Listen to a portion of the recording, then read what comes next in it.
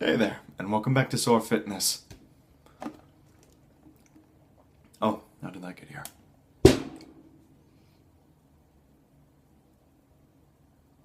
I guess we should talk about that. Sorry, Rhett and Link. So, today what we're going to talk about is, I suppose you could call it binge eating and personal weaknesses. So, what I want to talk about is how do we overcome binge eating and how do we beat our weaknesses to the punch? How do we make it so that we never really give ourselves an opportunity to deal with our weaknesses? So I've talked about both before, but I'm hoping that this can rub it in a little bit more and make you remember how important they are.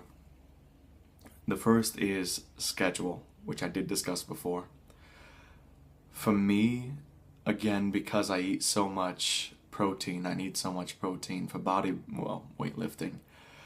I have about 7 meals a day. I have 3 regular meals, and then I'll have 4 snacks, which is just a protein bar or a protein shake. Either one is fine. The good thing about having small meals scattered throughout the day is you'll avoid cravings. Even more so than hunger, you'll avoid cravings. Because what I've been dealing with recently was deviations from the schedule. Like being up late filming for the breakout videos I do for summer camp, and waking up late.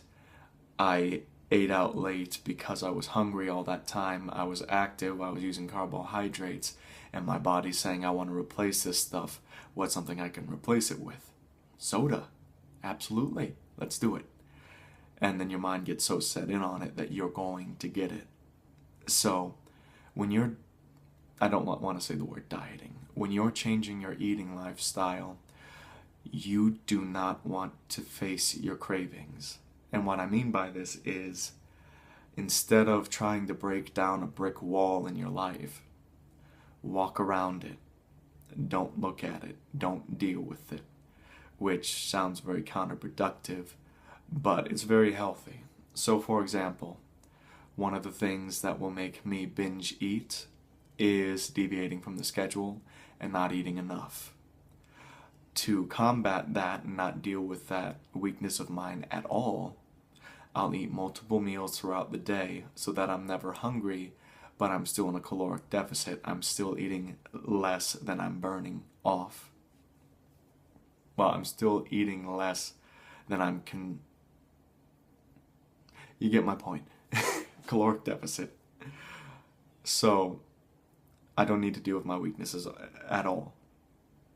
The second thing I do is I go to sleep on time. If I stay up late, I'll have cravings at night because obviously you don't want to eat before you go to sleep. About 2 hours before you go to sleep. So if you're just hanging up at your computer playing video games or watching YouTube videos and you're a little bit bored, you're just lazing about, a natural response is just to grab something that's unhealthy. Some chips or get a little ice cream from the freezer, something like that. Again, we want to just avoid these temptations in the first place. So the way that I can get rid of these temptations and not deal with them at all is don't deal with them. Schedule and sleep. Write down all the things that tempt you throughout the day. What is the catalyst to make you binge eat? What were you doing before you actually binge ate? And what can you do to get around that? What can you do so that you don't need to deal with that craving in the first place? And that's it. That's all you need to do. And if you can keep consistency and hold consistency above all else, consistency in the way you eat, consistency in the way you sleep, consistency in the way you work out, you'll be leagues healthier than you were before. So, that's the message for today. To avoid binge eating, don't deal with the cravings. Live a lifestyle that will make you craving free by not dealing with the cravings at all. I pray you find your freedom and soar along with me on my journey to being healthy and hopefully motivating you to do the same. Thank you very much.